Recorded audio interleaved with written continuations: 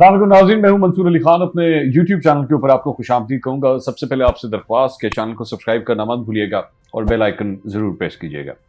नाज़रीन, लाहौर शहर के अंदर आज एक ग्रैंड ऑपरेशन हुआ और उसका हदफ थे खोखर बरादरान। खोखर बरादरान जो हैं उनके कब्जे से मुबैना तौर पर, अगर मैं ये लफ्ज़ इस्तेमाल करूं, इसकी वजह मैं आगे चल के बताता हूं कि मुबैना का लफ्ज़ मैं क्यों इस्तेमाल कर रहा हूं। हुकूमत ने ये दावा किया है कि हमने उनसे ज़मीन वागुजार करा ली और जिसकी मालियत जो है वो 1 अरब से भी ऊपर बताई जाती है। अब मैंने इसके ऊपर ज़रा थोड़ी तहकीकात की कि ये ऑपरेशन क्यों किया गया, इसका बैकग्राउंड क्या था, इस ज़मीन का मामला है क्या, खोखर बरादरान का थोड़ा सा पस मंज़र ज़रा हमने पता करवाया।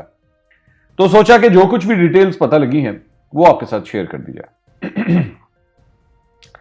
अब इसमें 3-4 मुख्तलिफ पॉइंट्स हैं जो मैं आपके साथ शेयर करूंगा, इसलिए एक एक करके मेरे साथ चलिएगा। मैं आपको एक एक करके उस पॉइंट्स को मैं समझा दूं। सबसे पहली बात तो यह कि खोखर बरादरान हैं कौन। खोखर बरादरान जो हैं वो मुस्लिम लीग नून के बड़े करीबी समझे जाते हैं। नवाज शरीफ साहब और मरियम नवाज के बड़े करीबी समझे जाते हैं। उनकी पार्टी के साथ वफादारी जो है वो किसी से ढकी छुपी नहीं।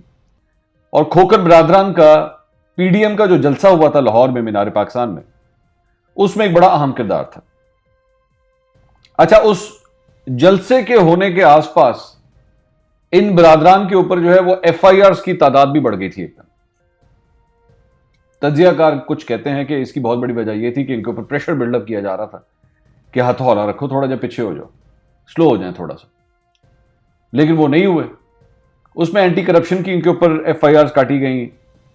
मेरी इतलात के मुताबिक जो मीनार पाकिस्तान में जलसा हुआ उसके बाद उनके ऊपर यह एफआईआर भी काटी गई कि आपने घास खराब की है, आपने उस जगह की घास खराब की है, तो इसकी भी कोई एफआईआर उनके ऊपर काट दी गई। और इसके अलावा जनाब आपने जंगला खराब किया तो इसकी भी एफआईआर काट दी गई। बहरहाल होता है ये सियासत के अंदर इसी तरह ही होता है, अपने मुखालिफिन के साथ यही होता है। नून लीग भी ये किया करती थी। एनीवेज, तो दूसरी बात यह कि ये जो खोखर बरादरान है, इनमें से एक जो खोखर साहब हैं वो मुस्लिम लीग नून लाहौर की सदारत के भी बड़े मजबूत उम्मीदवार हैं। क्योंकि आप जानते होंगे कि ये सदारत की जो कुर्सी है वो इस वक्त खाली पड़ी हुई है, तो इसके लिए जो अगला नाम है उसके लिए आजकल लॉबिंग हो रही है लाहौर के अंदर। तो खोखर बरादरान भी उसमें से बड़े एक एक्टिव कैंडिडेट हैं उस सीट के लिए। एक बार अब आ जाइए जरा इस ऑपरेशन के ऊपर। ऑपरेशन जो हुकूमत का ये कहना है कि हमने इस जगह जो वागुजार कराई है, खाली करवाई है, मेरी इतलात के मुताबिक ये सारे मामलात कल रात को ही तय हो चुके हुए थे कि ये ऑपरेशन होने जा रहा है। ये कोई ऐसा ऑपरेशन नहीं था जिसके बारे में खोखर बरादरान को या मुस्लिम लीग नून को पता ना हो। मेरी इतलात के मुताबिक डीसीओ लाहौर भी पहले से ही खोखर बरादरान से राब्ते में थे और उनको बता दिया गया था कि ऑपरेशन होने जा रहा है। उनको यह भी इतला दे दी गई थी कि अगर इस ऑपरेशन में किसी किस्म का खलल डालने की कोशिश की गई या वहां पे अगर कुछ हुआ तो आप लोगों के खिलाफ जो है वो एंटी टेररिस्ट एक्ट के तहत मुकदमा भी दर्ज किया जा सकता है। खोखर बरादरान का यह मानना है कि उनका यह मानना है, मैं ये नहीं कह रहा कि ये हो सकता है बात सही हो, लेकिन उनका यह मानना है कि दरअसल में हुकूमत चाहती थी कि वहां पे कुछ ना कुछ हो जाए। बहरहाल ये तो उनका मौकफ है, इसमें कि सच्चाई है या नहीं है ये तो मैं नहीं जानता। अच्छा, उसके बाद मामला जब ऑपरेशन शुरू होता है तो उस जगह को मुकम्मल तौर पर सील किया जाता है कंटेनर्स रखकर, और किसी को भी आगे नहीं जाने दिया जाता। यहां तक कि मेरी इतलात के मुताबिक चंद डीएसएनजीस को भी रोक लिया गया था, आगे नहीं जाने दिया। डीएसएनजी से मुराद मतलब मीडिया की मैं बात कर रहा हूं कि वो उनको भी आगे नहीं जाने दिया जा रहा। ख्वाजा साद रफीक साहब बाद में आए, उनको भी रोक लिया गया, उनको भी आगे नहीं जाने दिया गया। अच्छा, ये तो बात होगी ऑपरेशन की। और मजे की बात यह कि यह भी पता लगा कि ऑपरेशन के लिए जो लोग आए हुए थे वहां पे खोखर बरादरान ने उनको चाय पानी भी पिलाया है। तो अजीब किस्म का खैर ऑपरेशन था ये। अब आ जाइए उस जमीन के ऊपर कि जमीन का केस एक्चुअली है क्या। हुकूमत का यह कहना है कि यह कब्जा माफिया है और उन्होंने जमीन पर कब्जा किया हुआ था। अच्छा, ये जो लफ्ज है ना कब्जा माफिया, ये इसकी बड़ी ब्रॉड मीनिंग है। मैंने एक दफा पहले भी एक वीलॉग किया था, तो मैंने उसके अंदर भी ये बात कही थी कि दो पार्टियों के दरमियान कानूनी मामला चल रहा है, मिसाल के तौर पे किसी एक जमीन को लेकर, तो दोनों एक दूसरे को कब्जा माफिया ही कहती हैं। इसमें यह नहीं है कि ये माफिया एग्जिस्ट नहीं करता, ये माफिया एग्जिस्ट भी करता है। यहां पे ऐसे ऐसे लोग ग्रुप बैठे हुए हैं लाहौर के अंदर जो एक्चुअली लोगों की जमीनों पे कब्जे करते हैं, ये हकीकत है।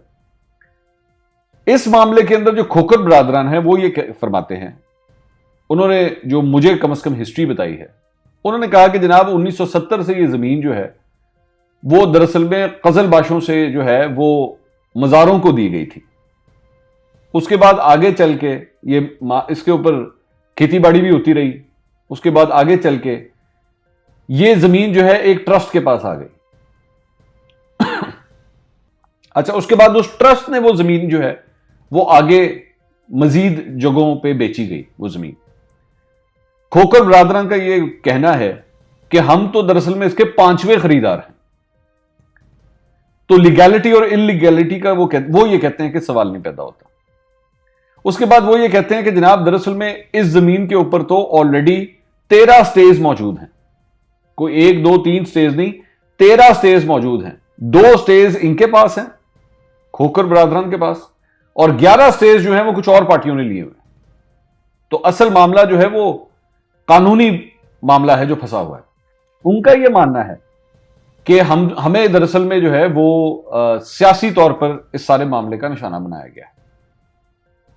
उसके बाद उनका ये खोकर बरादरान का यह भी मानना है कि साबिक चीफ जस्टिस साकिब निसार की अदालत में खोकर बरादरान के हवाले से एक पूरी इंक्वायरी हुई थी, और वो इंक्वायरी उस वक्त की डीसीओ लाहौर सालिया सईद ने की थी वो इंक्वायरी, और वो रिपोर्ट उन्होंने जमा करवाई थी। खोकर बरादरान का ये कहना है कि जनाब वो रिपोर्ट जो है उन्होंने हमें टोटल क्लियरेंस दी थी और हमारे खिलाफ किसी किस्म का कोई एक्शन नहीं हुआ था, क्योंकि रिकॉर्ड्स जो थे वो हमारे सारे क्लियर थे। ये उनका मानना है। ये किस हद तक बात सच है या गलत है, ये तो जाहिर बात है कानूनी मामला जो है वो अदालत ही इस सिलसिले में फैसला करेगी। हम इस सिलसिले में किसी की पार्टी की साइड नहीं ले सकते, हम सिर्फ मौकफ दे सकते हैं। अब हुकूमत का ये कहना है कि जनाब नहीं, ये मामला जो है वो दरअसल में कब्जे का है और ये सरकारी जमीन थी जिसके ऊपर इन्होंने कब्जा किया हुआ। खोकर बरादरान का ये कहना है कि जी हमारे जो इंतकाल हुए हुए थे इस जमीन के, इन्होंने, हुकूमत ने दरअसल में उन इंतकालों को ही कैंसिल कर दिया, जिसकी वजह से इस जमीन को अब ये कहते हैं कि जनाब ये इनकी मिल्कियत नहीं है।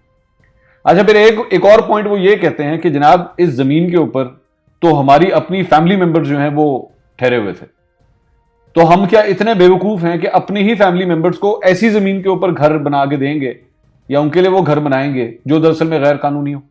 ये उनका पॉइंट ऑफ व्यू है। अच्छा, अब जरा ब्रॉडर एस्पेक्ट में आए। मेरी चंद प्रॉपर्टी डीलर्स वगैरह से मेरी बात हुई जो उस एरिया के प्रॉपर्टी डीलर्स हैं। उनका यह कहना है कि दरअसल में जो ट्रस्ट की जमीन होती है टेक्निकली स्पीकिंग वो बेची नहीं जा सकती इस तरह आगे। यहां पे ये जमीन बहुत दफा बेची गई है, लेकिन ये कोई इतना मेजर इशू नहीं है। ये प्रॉपर्टी डीलर्स का मानना है कि ये इतना मेजर इशू नहीं है कि जिसकी वजह से जो है वो इस तरह का ऑपरेशन किया जाए। ज्यादा से ज्यादा घर को सील कर दिया जाता है, मकीनों को कह दिया जाता है कि आप घर खाली कर दें, इस तरह बुलडोज नहीं किया जाता। एक बात। दूसरी बात यह कि उन्होंने ये कहा, मुझे प्रॉपर्टी डीलर्स ने यह बताया कि अगर तो इस तरह का मामला है कि ट्रस्ट की जमीन जो है वो इस तरह आगे चली है, तो ठोकर के एरिया में या जौहर टाउन के एरिया में इस तरह तो आधी सोसाइटीज जो हैं वो खाली हो जाएं, अगर सिर्फ इस बुनियाद के ऊपर ऑपरेशंस किए जाएं तो। अब मामला अगर सियासी पॉइंट ऑफ व्यू से देखा जाए तो सियासी पॉइंट ऑफ व्यू से तो अगर तो वाकई कब्जा माफिया के खिलाफ ऑपरेशन शुरू किए गए हैं, तो पाकिस्तान तहरीक-ए-इंसाफ के अपने अंदर कई ऐसे नाम मौजूद हैं जिन्हें लाहौर का बच्चा बच्चा कब्जा माफिया ही कहता है। फर्क सिर्फ यह है कि आज चूंकि कुर्सी के ऊपर कब्जा तहरीक-ए-इंसाफ का है, तो इसलिए कब्जा माफिया का टैग जो है वो तमाम उन लोगों पर लग रहा है जो दरअसल में सियासी तौर पर मुखालिफ है। अब चूंकि सरकार है, सरकार जिस मर्जी को कह दे कि जनाब आप कब्जा माफिया हैं, तो आप कब्जा माफिया हो जाते हैं। लेकिन अगर अपने ही चंद लोगों की हाउसिंग सोसाइटीज को उठा के देखा जाए, और मेरे ख्याल में मेरे सुनने वाले अच्छी तरह समझ चुके हैं मैं किसकी बात कर रहा हूं, तो यूं करके कब्जा माफिया का टैग उनके ऊपर भी लग सकता है।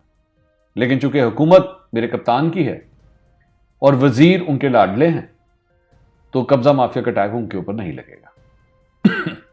और तो और मतलब कंपैरिजन करने वाले तो ये भी कह रहे हैं कि जनाब बनी गाला की जमीन के साथ जो कुछ हुआ, क्या वो कब्जा माफिया में नहीं आती? लेकिन जाहिर बात है, सरकार तहरीक इंसाफ की है इस वक्त, तो वो जिसको मर्जी चाहे कहें कि आप कब्जा माफिया, तो आप कब्जा माफिया। तो ये थोड़ा सा पसमंजर था। एंड में फैसला अदालत ने करना है। खोखर बरादरान के मुताबिक मामला अभी अदालत में है, स्टे ऑर्डर्स उनके पास मौजूद हैं, और अब उनका प्रोग्राम ये है, ये जो कुछ भी ऑपरेशन हुआ है, उन्होंने कहा जी हम तो कानून के सामने हमने कुछ नहीं किया। वहां पे दंगा फसाद भी हो सकता था, लेकिन हमने कोई ऐसी बात नहीं की। लेकिन अब जो कुछ भी हुआ है, हम कंटेम्प्ट ऑफ कोर्ट के लिए जो है वो अब अदालत में जाएंगे कि स्टे ऑर्डर होने के बावजूद ये ऑपरेशन किया गया। उस्मान बुज़दार साहब इस बात का तमगा अपने कंधे, अपने सीने पे लगाना चाहते हैं कि ये उनकी निगरानी में सारा ऑपरेशन हुआ है, लेकिन ये मामला अभी स्टार्ट हुआ है। जो चंद लोग समझ रहे हैं कि शायद मामला अभी खत्म हुआ है, मामला खत्म नहीं हुआ, मामला अभी शुरू हुआ है। तो ये तो कुछ अपडेट्स थी जो मैंने सोचा आपके साथ शेयर कर दें। अगले वीलॉग में आपसे दोबारा मुलाकात होगी। अल्लाह हाफ़िज़।